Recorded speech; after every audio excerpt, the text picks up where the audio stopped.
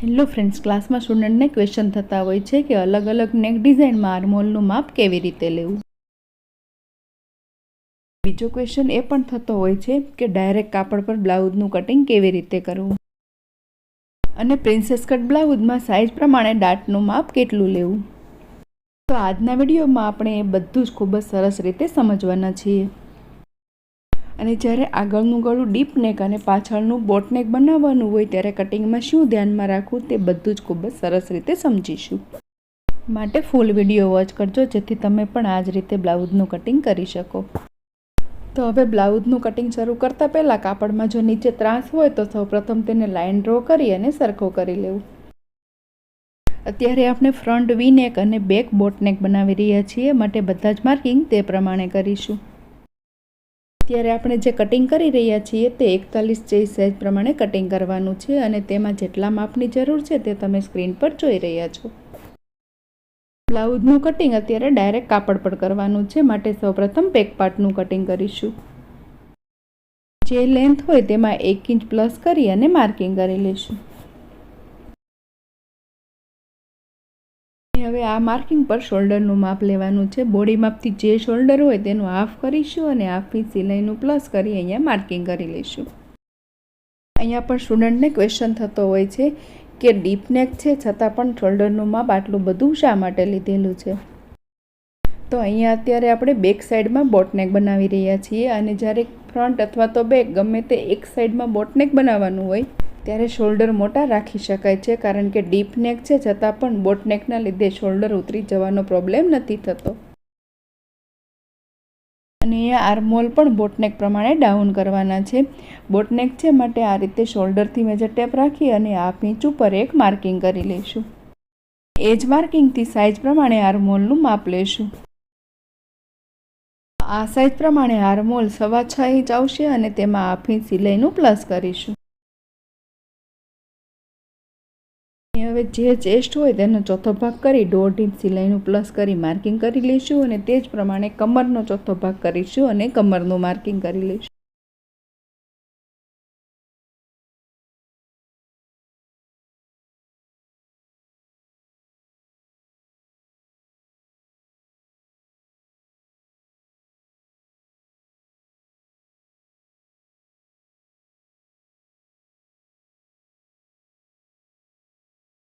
તો આ બ્લાઉઝમાં આપણે બોટનેક બનાવવાનું છે, માટે બોટનેકમાં આર્મહોલ 0.5 ઇંચ ડાઉન થશે.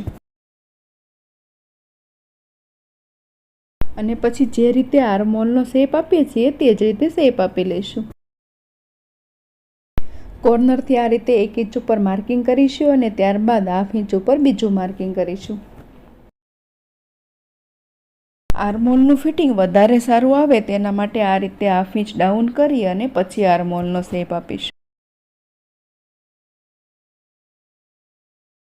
જો તમે આગળનો વિડીયો સ્કીપ કર્યા વિના જોયો છે તો તમને ખ્યાલ હશે કે બોટનેક બ્લાઉઝમાં આપણે આર્મહોલમાં કેટલા ચેન્જીસ કરેલા છે. ત્યારે આપણે નેકનું માર્કિંગ નથી કરી રહ્યા. સૌપ્રથમ આ બેક પાર્ટનો યુઝ કરી અને આપણે ફ્રન્ટ પાર્ટના માર્કિંગ કરવાના છે, માટે હાથથી આ રીતે થપથપાવી અને બધા જ માર્કિંગ લાઇટ કરી લઈશું. હવે ફ્રન્ટ પાર્ટમાં જેટલા માર્કિંગની જરૂર છે તેને ફરી વખત ડાર્ક કરી લઈશું.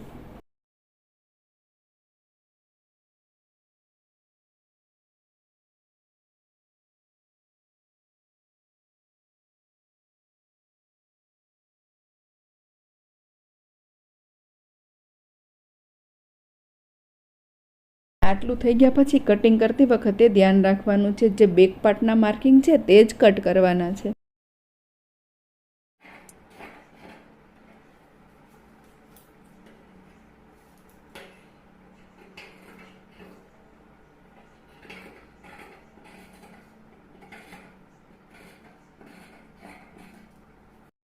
બ્લાઉઝ આપણે ફ્રન્ટ ઓપન બનાવવાનું છે, માટે કાપડની જે ઓપન સાઈડ છે તે આપણી સાઈડ ફેરવી લઈશું. આ કટિંગ કરેલા બેક પાર્ટને આની ઉપર વ્યવસ્થિત ગોઠવવાનો છે, પણ તેના પહેલાં ફ્રન્ટ ઓપન બ્લાઉઝ છે માટે અહીંયા ઓપન સાઈડ એક લાઇન ડ્રો કરી લઈશું.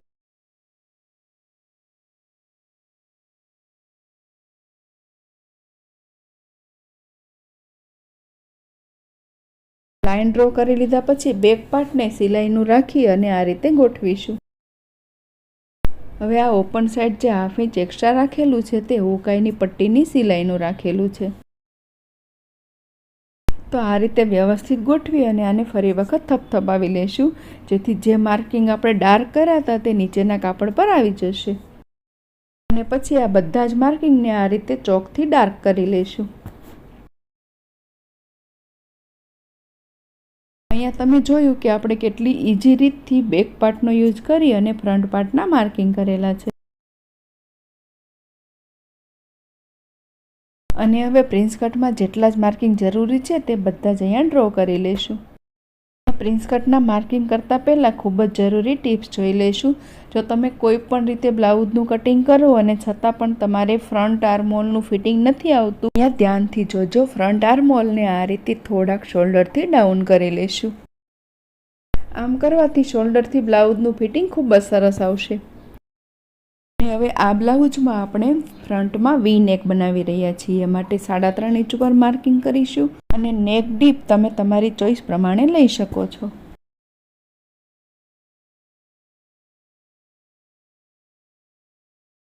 અહીંયા વી નેક તમે 2 રીતે ડ્રો કરી શકો છો. જે પહેલી રીત છે તેમાં મેજર ટેપ આ રીતે રાખી અને શેપ આપી લેવો. અને જે બીજી રીત છે તેમાં તમે આ રીતે ફ્રેન્ચ કર્વનો યુઝ કરી અને વી નેક ડ્રો કરી શકો.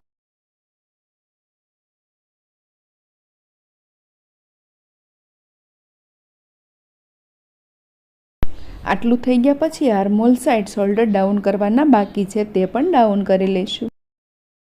તો અહીંયા આટલા માર્કિંગ કરી લીધા પછી હવે પ્રિન્સ કટનો શેપ આપવાનો છે અને જે બ્લાઉઝના ફિટિંગ માટે વ્યવસ્થિત આપવો ખૂબ જ જરૂરી છે. તો અહીંયા આ રીતે શોલ્ડરથી મેજર ટેપ રાખીશું અને એપેક્સ પોઈન્ટનું માર્કિંગ કરીશું. અને હવે પછીનું માર્કિંગ છે તે જે હુકાઈની પટ્ટી છે તે સાઈડથી લેવાનું.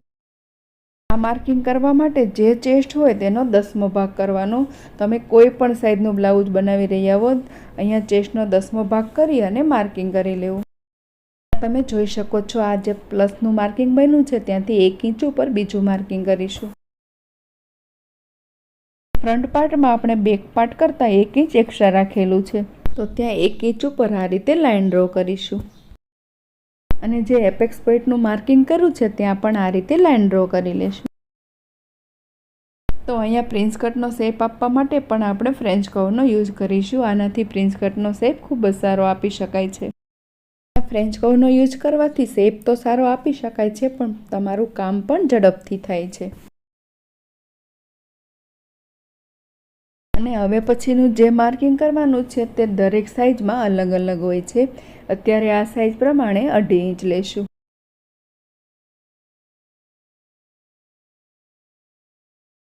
તો હવે આ બધા જ માર્કિંગને જોઈન્ટ કરી અને પ્રિન્સ કટનો શેપ આપી લેવો. આ રીતે પ્રિન્સ કટનો શેપ આપી લીધા પછી જરૂરી બધા જ માર્કિંગ કરી લેવા.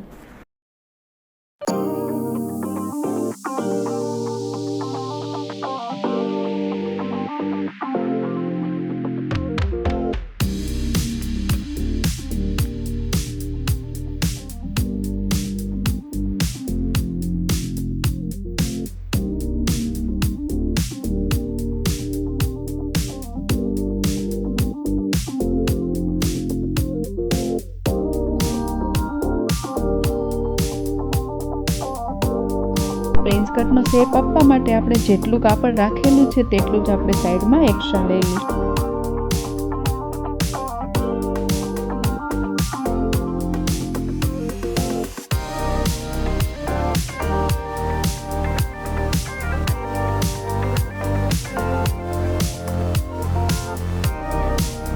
આ રીતે પ્રિન્સ કટના બધા જ માર્કિંગ કરી લીધા પછી હવે ફ્રન્ટ પાર્ટને કટ કરી લઈશું.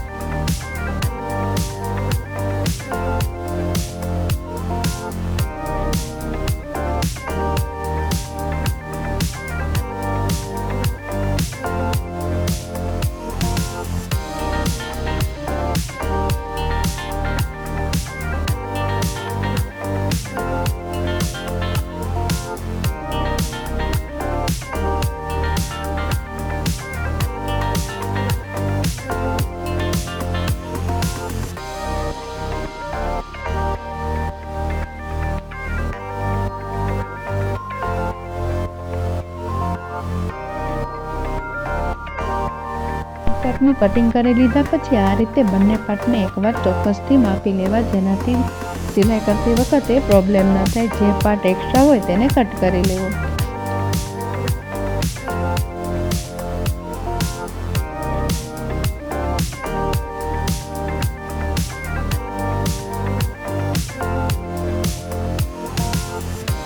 પણ અહીંયા વિડીયો સ્કીપ કર્યા વિના જોજો, કારણ કે બેક પાર્ટમાં પણ આપણે એક ટિપ્સ જોવાના છીએ. ઘણા લોકોને એવો પ્રોબ્લેમ થતો હોય છે કે બ્લાઉઝ પહેર્યા પછી કમરમાંથી ફોલ્ડ થઈ જાય છે. તો તે પ્રોબ્લેમ દૂર કરવા માટે ફ્રન્ટ અને બેકને આ રીતે માપી લઈશું અને કમરમાં જેટલો પણ પાર્ટ એક્સ્ટ્રા છે ત્યાં આ રીતે માર્કિંગ કરી લઈશું. અને હવે બ્લાઉઝમાં જેટલી લેન્થ રાખવાની છે તેના કરતાં હાફ ઇંચ ઓછું રાખી અહીંયા માર્કિંગ કરીશું. અને હવે આ બંને માર્કિંગને ક્રોસ જોઈન્ટ કરી લેશું. તો બેક સાઈડના કમરમાં આ રીતે કટિંગ કરવાથી પહેર્યા પછી બ્લાઉઝ કમરમાંથી ફોલ્ડ બિલકુલ નથી થતું. બ્લાઉઝ કટિંગ કરો ત્યારે આ ટિપ્સ એકવાર ચોક્કસથી ફોલો કરજો. તમારો બ્લાઉઝનું ફિટિંગ ખૂબ જ સરસ આવશે અને પછી મને કોમેન્ટ પણ કરજો. હવે નેક ડ્રો કરવાનું છે.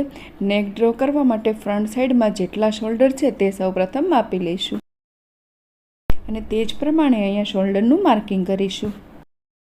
અને નેક ડીપ છે તે 2 ઇંચ રાખીશું. 2 ઇંચ શા માટે રાખ્યું છે તે આપણે આગળ જોવાના છીએ.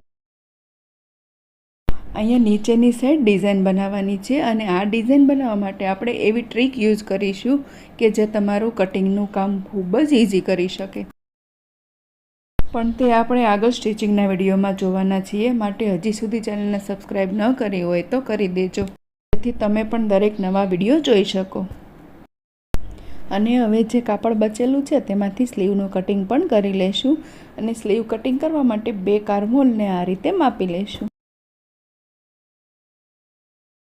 તો ફ્રેન્ડ્સ, તમે સ્લીવનું કટિંગ કેવી રીતે કરો છો? જો આ જ રીતે કરો છો તો ફટાફટથી કોમેન્ટમાં ઓકે લખી નાખો.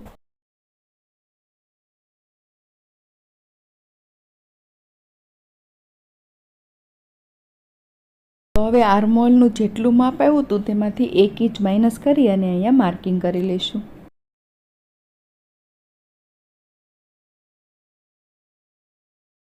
અને હવે લેન્થનું માર્કિંગ કરવા માટે જે તૈયાર લેન્થ હોય તેમાં 1 ઇંચ પ્લસ કરી લેન્થનું પણ માર્કિંગ કરીશું. અને ત્યાર પછી આ રીતે બોક્સ બનાવી લઈશું અને સ્લીવના બધા જ માર્કિંગ આ બોક્સની અંદર કરીશું.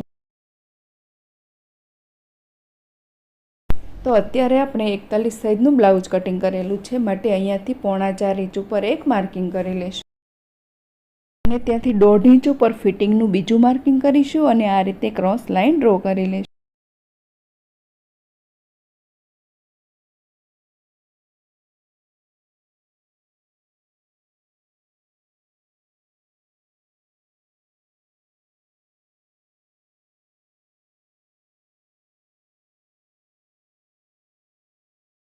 તો આ સ્લીવમાં શોલ્ડરમાં પ્લેટ્સ લેવાની છે, માટે આ રીતે સ્લીવનો શેપ આપી લઈશું.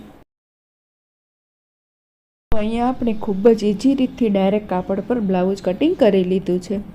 બ્લાઉઝ કટિંગ કર્યા પછી એ જ બ્લાઉઝને ખૂબ જ ફિનિશિંગ સાથે સ્ટિચિંગ કરવું પણ જરૂરી છે. જો સ્ટિચિંગ બરાબર નહીં હોય તો પણ બ્લાઉઝ તમારું પરફેક્ટ ફિટિંગવાળું નથી બનતું. અને આગળના વિડીયોમાં આ જ બ્લાઉઝનું સ્ટિચિંગ જોવાના છીએ, માટે જો તમારે સ્ટિચિંગમાં પણ પ્રોબ્લેમ થાય છે તો એ વિડીયો પણ ચોક્કસથી વિઝિટ કરજો. અને હવે લાસ્ટમાં બ્લાઉઝ કટિંગ કર્યા પછીનો સૌથી મોટો પ્રશ્ન જે સ્ટુડન્ટને થતો હોય છે કે બ્લાઉઝ તો કટિંગ કરી લીધું પણ તેની પટ્ટી કેવી રીતે કટિંગ કરવી. તો આ વિડીયો પણ આગળ આપેલો છે, જેની લિંક તમને ડિસ્ક્રિપ્શન બોક્સમાં મળી જશે. હવે આગળ સ્ટિચિંગના વિડીયોમાં ફરી મળીશું. Thank you.